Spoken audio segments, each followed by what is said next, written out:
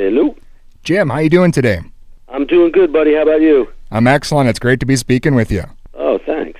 Well, we'll get started, and I'll ask you about the new book you got, A Stray Cat Struts. What are the listeners in for with this one? Well, like a bunch of, wacky rock and roll adventures. I think I have a chapter which, each of the chapters is like a little story that's got a beginning, a middle, and an end, and a lot of them involve, people everyone's heard of, and, maybe not the regular story that you hear about each of those guys. I have a chapter about my friendship with Lemmy, one about my friendship with George Harrison, one what my time spent with Jerry Lee, one about my marriage to Britt Eklund, and each one tells like a little story, but uses that story to kind of paint the whole picture of the times of my life and what was going on in the world at that time. You've had definitely a storied career, and you guys with the Stray Cats broke over in the UK, and then you were also huge in the States. Not a lot of bands that kind of had both coasts like that. No, we came from New York. We're all from New York, and we heard that in England there was a little bit of a scene, that there was some like other young musicians who were into making a change. We loved rockabilly music, and we had to kind of go to England to get an audience for it. We had just heard that it had some type of influence over there. And, we turned up in England with not much of a plan and no one to call, nowhere to go, no money. So, kicked around, and we kind of had to find a gig if we wanted to eat again or maybe even come back home. But we wound up finding an audience there. But our goal was always to come back here to the States and preach the gospel of rockabilly. This is American music, and there wouldn't be a Beatles if there wasn't Carl Perkins. There wouldn't be Stones if there wasn't Buddy Holly, and and those guys would be the first to tell you that. And we just really wanted to make sure that this great American art form, this great American music, lasted another generation. And we loved these guys so much: Jerry Lee, Carl Perkins, Buddy Holly, Eddie Cochran, Gene Vincent, Johnny Burnett. We loved this music so much, the style and the music, and we wanted to make sure that it kept going. And if we managed to have some adventures and make a little bit of a living along the way, that was just the gravy. Yeah, you mentioned, obviously, rockabilly, a huge influence on so many people. It kind of fell off there for a while, though, as you mentioned, here in the States. But were you guys surprised, I guess, how quickly you were able to bring it back here when you did come back to the States? Well, when we came back to the States, we really put the time in, because the States, and we always felt that you couldn't be a real band with like a real legacy and a real place in the history books unless you also crack America. You got to crack the States. Sure. And it's so big, you can't really, like in England, you could drive across it in a few hours. In Europe, it takes a little longer, but you can go do it. The States, just to get from L.A. to San Francisco, that's 6 hours in a van, in a tour bus, So you have to put the work in. And we came back to the States after maybe 2-3 years of playing around the world, and really put the time in. We got in a bus, and we would do, a couple times 10 shows in a row, 5 shows in a row all the time, and drive overnight, and then go to the local radio station in the daytime, do a sound check, do a gig. That night, go out and party in the town. The next day, get up and drive to the next place, go to the radio. Like, we really worked it. And at the time when we did our first American tour, it kind of lined up perfectly with MTV, which is a big part of the story, because radio hadn't embraced the new wave of music as quickly as, say, MTV did. So MTV was definitely about being young and having an image and being able to play, but also having, having something to say, because you'd go on and you do interviews, and it was about the look, and it was about... So you really had to have the whole package to be one of those very early MTV artists. And then once MTV starts playing it, then radio followed suit back then.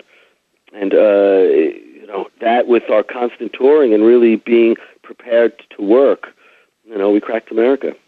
Well, I got to ask you, Jim, I know the Stray Cats got back together a few years back and did one show here in Minneapolis. Do you see yourself getting back with them again someday, or maybe trying it again?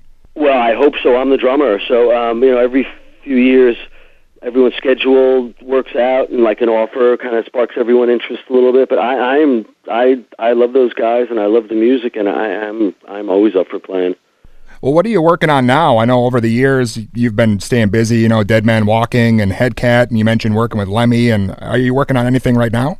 Well, the book book is the thing I'm doing right now. I did, there's a few things going on. I made a record with my longtime pal, Glenn Matlock from the Sex Pistols, and he and I were just doing some shows over the summertime. And then the book came out, so that's like the next few months doing some PR for the book, traveling around. I'm in New York right now, in our old hometown. I'm on Long Island right now doing a signing this afternoon. We did the city yesterday. And so really just, and then I'm doing some shows on my own. And I do this other band, Dead Men Walking, kind of morphed into this group called the Jack Tars, which is what I want to make a record with. It's Captain Sensible from The Damned, Mike Peters from The Alarm, and a guy named Chris Cheney, who plays an Australian band called The Living End, who's as good a guitar player and a singer as anybody, and he's a pal of ours, and we seem to have a certain little bit of a connection with that. So just really stay busy, and then hopefully I'll write another book. There's 25 more stories I remembered.